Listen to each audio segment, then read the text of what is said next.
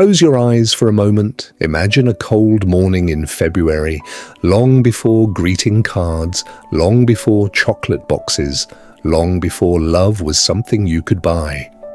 The sky over Rome is pale and grey. Stone streets glisten with frost. The city is awake, but something feels heavy in the air. Inside a prison built of rough stone, a man is standing alone. He's not a criminal in the way Rome usually understands crime. He did not steal gold. He did not betray the empire. His crime is quieter. He helped people fall in love. In ancient Rome, love was not always celebrated. It was controlled, measured, feared. At this time, the empire is ruled by Emperor Claudius II, a man obsessed with war.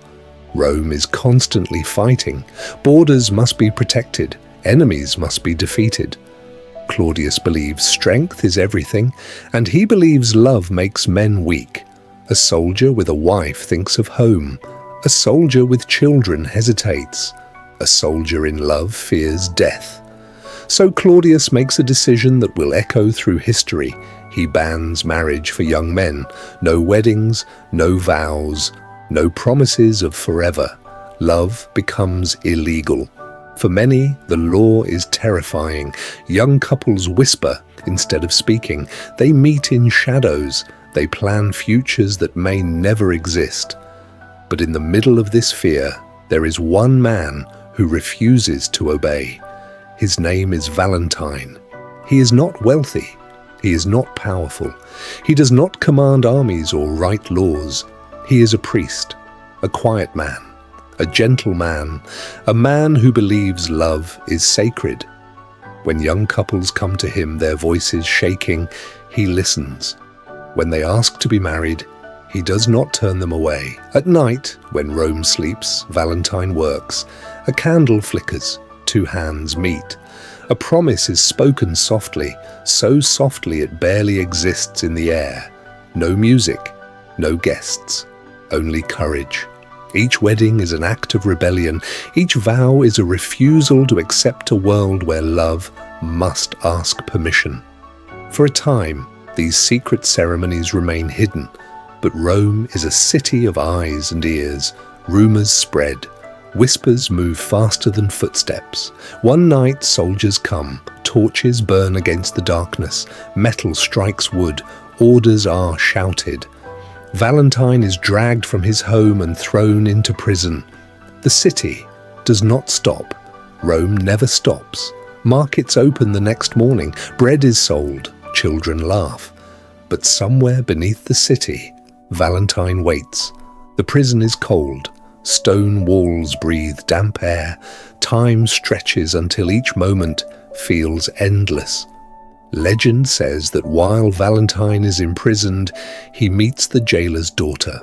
She is blind. She visits him quietly, curious about the man who broke the law for love. He speaks to her gently. He tells her about faith, about kindness, about the way light exists even when you cannot see it. Some say that through prayer, she begins to see. Whether this is truth or legend, the meaning remains. Even in darkness, Valentine brings light.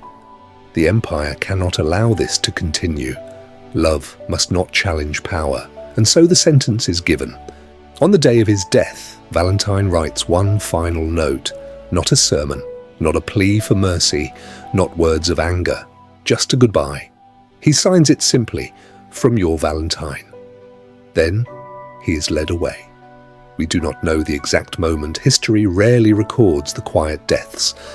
But we know this. A man dies because he believed love mattered more than law. Time moves forward. Empires fall. Rome weakens. New ideas spread across the world. Christianity grows, slowly at first, then everywhere. The church faces a challenge. People love their old traditions. They cling to ancient festivals that celebrate fertility, life, and survival. One of these festivals is Lupercalia, held every February.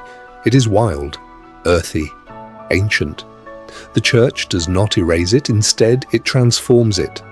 In the year 496, Pope Gelasius declares February 14th to be St. Valentine's Day. The wild festival fades, the saint remains.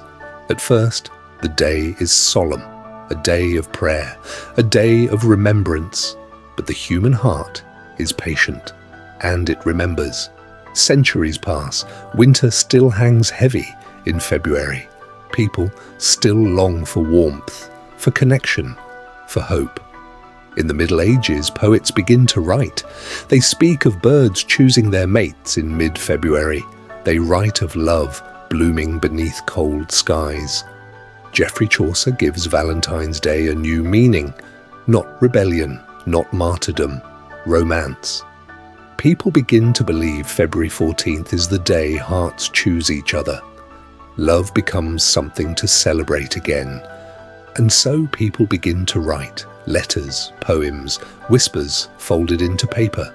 The oldest known Valentine message is written by a man imprisoned in the Tower of London. Even centuries later, love is still writing from behind walls. These early Valentines are handmade, careful, personal, ink pressed into paper by trembling hands. Receiving one is an intimate moment. You hold it. You read it alone. You know someone thought of you. Then the world changes again. Factories rise, machines hum, the Industrial Revolution speeds everything up. Printing presses make cards cheaper. Postal systems carry love farther than ever before. In America, a woman named Esther Howland sees an opportunity. She creates Valentine cards for everyone, not just the wealthy. Love becomes accessible. By the 20th century, Valentine's Day explodes. Chocolate fills stores. Roses become symbols. Jewelry shines behind glass. Some criticize the holiday. They say it is too commercial, too artificial, too painful for those who feel alone. And perhaps they are right. But beneath all of it, the heart of the holiday remains unchanged. Valentine's Day survives because humans have not changed. We still fear loneliness. We still long to be seen. We still crave connection in a cold world. February is still dark. Winter is still heavy. And so we place a small light on the calendar. A reminder. Not that love is easy, but that love is brave. The holiday did not begin with flowers. It began with defiance.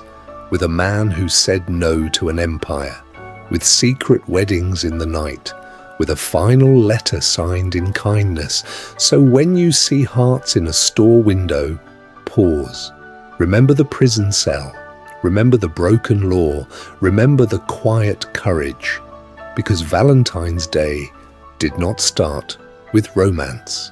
It started with death, and love survived anyway.